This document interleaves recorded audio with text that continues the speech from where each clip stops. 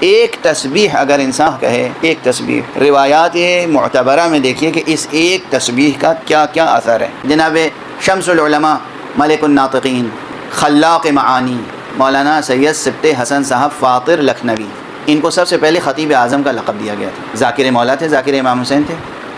معلوم ہے کس قدر قابل انسان تھے۔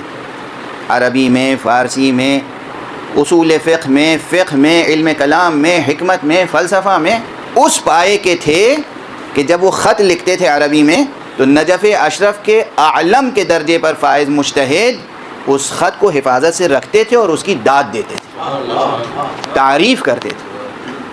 یہ میں قصہ کہانی نہیں سنا رہا ہوں آپ کو، یہ تمام علم مطالعہ کر کے، پڑھ کے، اس کے بعد چھوٹے چھوٹے فقروں میں نچوڑ اس کا، عرق اس کا، عطر نکال کر، عطر معانی وہ ممبر پر آ کے عوام کو سنا دیتے تھے، تو ان کی بات دلوں میں اترتی تھی، ذہنوں میں جملے یاد رہ جاتے تھے اور عزاداری فروغ پاتی تھی۔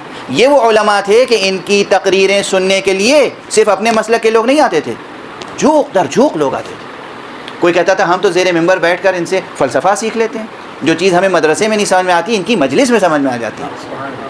کوئی کہتا تھا ہم زبان سیکھتے ہیں، تہذیب سیکھتے ہیں، کیا کیا سیکھتے تھے۔ دوسری مثال میں پیش کروں، شمس العلماء، عمدۃ العلماء، حجت الاسلام والمسلمین، جناب مولانا سید کلب حسین صاحب کبن صاحب، سادہ زبان، سلیس زبان، آب رواں کی طرح، ایسی زبان، شیریں میٹھی زبان، کہیں کوئی مشکل گنجلک لفظ نہیں، دلوں میں اترتی چلی جاتی تھی یہ زبان۔ اور یہ سمجھیے کہ اس میں صرف زبان سے، لفظوں سے کھیلتے ہوں، ایسا نہیں، گہرا علم ہوتا تھا۔ نہ جانے کتنا بیٹھ کے پڑھتے تھے، پھر اتنا ہی سوچتے تھے، غور کرتے تھے اور اس کو عوام الناس کے لیے ڈائیلوٹ کرتے تھے اور اس کے بعد جناب والا پیش کرتے تھے۔ اور صرف عوام کی واہ واہ کی انہیں فکر نہیں ہوتی تھی، ان کے مسودات، ان کی کتابیں اٹھا کے دیکھیں، انہیں فکر ہوتی تھی کہ بات اس طرح کہی جائے کہ ان کے دل میں اتر جائے، ادھر سے اجر مل جائے، وہاں کہہ سکے آقا ہم نے آپ کی بات پہنچا دی۔ کس سے؟ آقا سے کہیں آپ کی بات ہم نے پہنچا دی، ان تک ان کو بتاتا نا، ان کو بتانا تھا، ہم نے بتا دیا، اس طرح بتایا کہ ان کے دل میں بات اتر جائے۔ داد اصل میں آپ سے نہیں انہیں چاہیے ہوتی تھی، ادھر سے چاہیے ہوتی تھی۔ اجر آپ سے نہیں چاہیے ہوتا تھا، ادھر سے چاہیے ہوتا تھا۔ اس لیے آج ان کی کوئی کتاب نہیں ہے یادگار، لیکن ان کا نام یادگار ہے، نام یادگار ہے، نسلوں تک یادگار رہے گا۔ تیسرا نام نادرۃ الزمن، جناب علامہ، میں تو ان کو آیت اللہ بھی کہتا ہوں، آیت اللہ ابن حسن صاحب نہروی، آپ سب نے ابھی نام یاد ہوگا آپ لوگوں کو۔ فلسفی تھے، حکیم تھے، عربی زبان، علم کلام، علم اصول فقہ، مدرسۃ الواعظین کے پرنسپل، استاد، نہ جانے کتنے مجتہدوں کی تربیت کی۔ ممبر پر آ کے ایسے تقریر کرتے تھے کہ ہر ایک کے دل میں بات اترتی چلی جاتی تھی، ہر ایک چھوٹا بڑا جاہل عالم سب کچھ لے کے فرش اعضا سے جاتا تھا۔ توجہ فرما رہے ہیں آپ؟ لیکن اس سادہ زبان کے پیچھے گہرا علم ہوتا تھا، بے پناہ علم، بے پناہ علمی ریاضت، بے پناہ تفکر، بے پناہ مطالعہ۔ اور اب صورتحال کیا ہے؟ یا اسی طرح جیسے یہ خطبہ تھے ایسے ہی شعراء تھے۔ آپ میر انیس کو کیا سمجھتے ہیں؟ مرزا دبیر علیہ الرحمہ کو کیا سمجھتے ہیں؟ میر انیس اور مرزا دبیر یہ دو بہت مشہور ترین نام ہیں، لیکن ان کے علاوہ میر عشق تھے، تعشق تھے، جناب والا اس کے میر وحید تھے، اور ایک سلسلہ تھا آخر تک۔ میں آخری مرثیے کا آخری سب سے بڑا شاعر جسے سمجھتا ہوں وہ ہے علامہ نسیم امروہوی رحمۃ اللہ علیہ، ایک دبستان۔ ان سب کی کیفیتیں کیا ہیں؟ آپ انہیں صرف شاعر سمجھتے ہیں؟ صرف علامہ نسیم امروہوی کی سوانح عمری اٹھا کے دیکھ لیجیے، ان کی کتابوں کی فہرست اٹھا کے دیکھ لیجیے۔ عربی زبان کے وہ ماہر تھے، فارسی زبان کے وہ ماہر تھے، اصول فقہ پہ ان کی نظر تھی، فقہ پہ ان کی نظر تھی، کلام پہ ان کی نظر تھی، عربی متون کی شرحیں انہوں نے لکھی ہیں، صحیفہ کاملہ چوتھے امام امام سجاد علیہ الصلوۃ والسلام کی،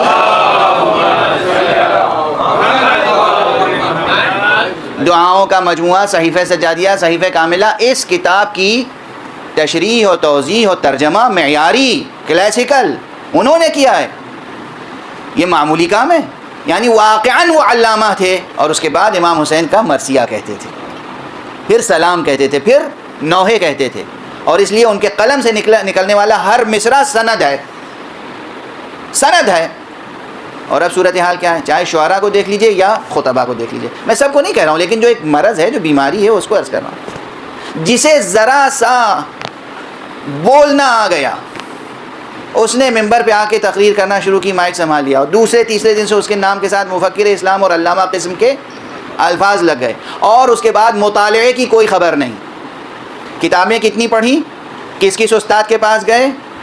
میر انیس کا جو میں حوالہ دے رہا تھا مرزا دبیر، اس لیے کہ ان کی سوانح عمری میں یہ ہے کہ ان کے سرہانے ڈکشنریز ہمیشہ رکھی رہتی تھی، ڈکشنریز، لغت کی کتابیں، شاعر تھے، اہل زبان تھے، مگر ہمیشہ بڑی بڑی ڈکشنری کی کتابیں، مدت العمر، ساری زندگی، ہر لفظ جہاں کوئی شبہ ہوا دیکھا حقیقت کیا ہے اس لفظ کی، اور اب سن لیا، اور یہ بھی بھول گئے کہ جس نے کہا تھا اس نے اس کا صحیح تلفظ کیا تھا، تلفظ کیا تھا یا تلفظ کیا تھا،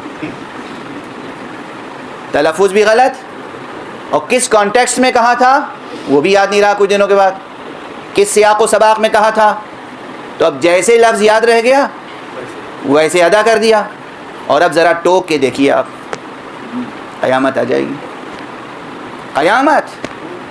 اس طرح سے جہل مرکب کے شکار افراد اپنے ناموں کے ساتھ القاب و آداب کا اضافہ کر کے، اور چند چاہنے والے تو ہر ایک کو مل جاتے ہیں، اور کبھی کسی کا یوں ہی دل بڑھانے کے لیے آپ واہ واہ بھی نہ کیا کیجیے گا بھول کے، بعد میں وہ مرض بن جاتا ہے۔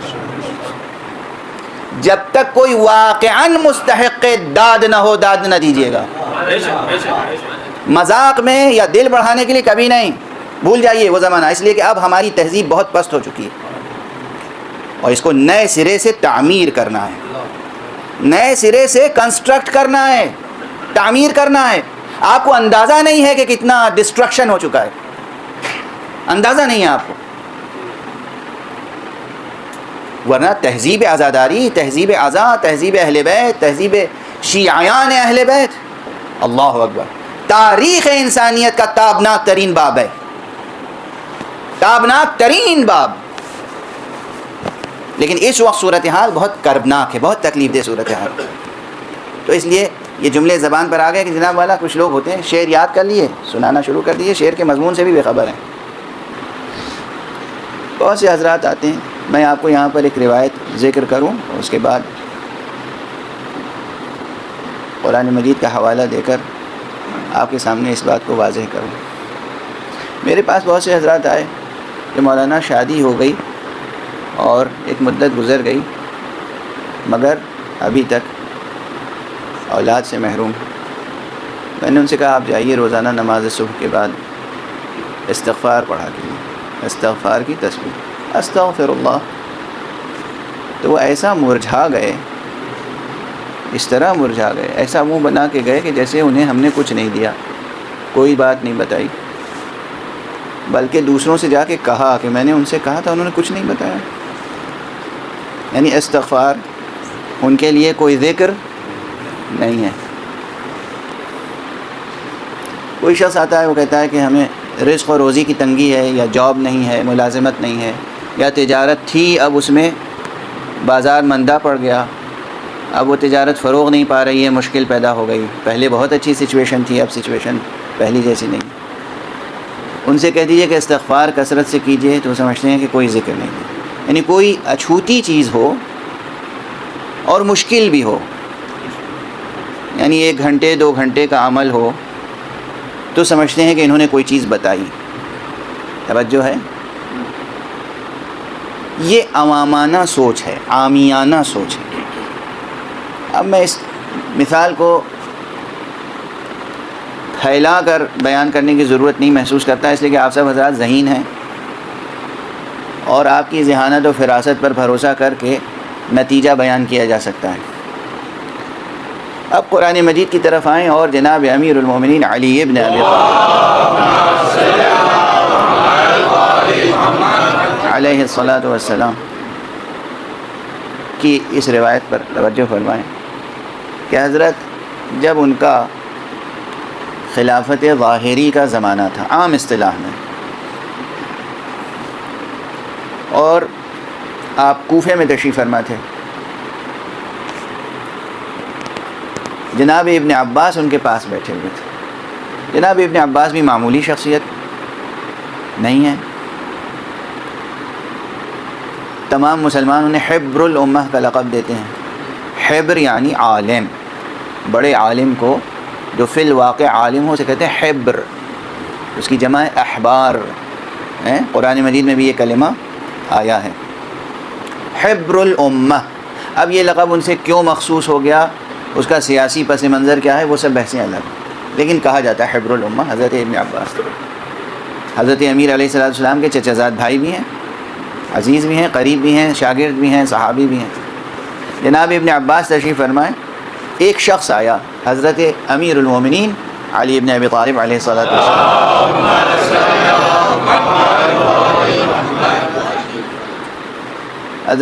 حضرت سے اس نے درخواست کی، یہی درخواست، یا امیر المومنین اولاد نہیں ہے. آپ نے فرمایا جاؤ کثرت سے استغفار کرو. چلا گیا. اس کے بعد چند حضرات آئے اور انہوں نے کہا کہ یا امیر المومنین ہمارے شہر میں بارش نہیں ہوئی، اور بارش نہ ہونے کی وجہ سے زراعت برباد ہو گئی. حضرت نے فرمایا جاؤ کثرت سے استغفار کرو. اس کے بعد کچھ لوگ آئے دوسرے شہر سے. ظاہر یہ حکومت کا زمانہ ہے، کوئی یمن سے آ رہا ہے، کوئی مصر سے آ رہا ہے، کوئی بحرین سے آ رہا ہے، کوئی عراق سے آ رہا ہے، کوئی ایران سے آ رہا ہے. جہاں تک مملکت اسلامی ہے سب رجوع کر رہے ہیں جناب امیر المومنین علیہ الصلوۃ والسلام سے.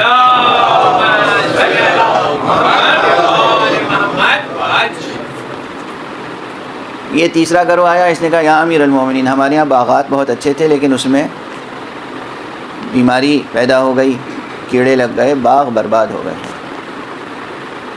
اور ہم اقتصادی طور پر افلاس کا شکار ہو گئے. فرمایا جاؤ کثرت سے استغفار. اسی طرح 5 مختلف مسائل لے کر مختلف گروہ آئے. ہر ایک کو آپ نے فرمایا جاؤ کثرت سے استغفار کرو. جب 5واں گروہ گیا ایک ہی نشست میں ایک ہی دن، اب جناب ابن عباس سے رہا نہیں گیا. کہ یا امیر المومنین، ہر ایک کا مسئلہ الگ تھا، جواب ایک. آپ تو وہ ہیں کہ اگر ایک ہی سوال بار بار کیا جائے تو الگ الگ جواب دیتے ہیں. سب کا ایک سوال، آپ کا الگ الگ جواب ہوتا ہے. یہاں ہر ایک کا الگ الگ سوال، آپ کا ایک ہی جواب. تو آپ نے فرمایا ابن عباس تم نے قرآن مجید نہیں پڑھا؟ قرآن مجید میں سورہ مبارکہ نوح میں کیا فرمایا ہے پروردگار نے؟ جناب نوح کی زبانی قلت استغفروا ربکم انہ کان غفارا. استغفار کرو، پروردگار بہت بڑا غفار ہے، یعنی آخرت میں مغفرت ہے. یرسل السماء علیکم مدرارا. اور دوسرا اثر استغفار کا یہ ہوگا کہ تمہارے اوپر بارش ہوگی، بے پناہ آسمان سے بارش ہوگی. وَيُمْدِدْكُمْ بِأَمْوَالٍ وَبَنِينَ. اور تمہاری مدد کرے گا مال سے اور نسل سے، اولاد سے. وَيَجْعَلْ لَكُمْ جَنَّاتٍ وَيَجْعَلْ لَكُمْ أَنْهَارًا. اور تمہارے لیے باغ عطا کرے گا، نہریں عطا کرے گا.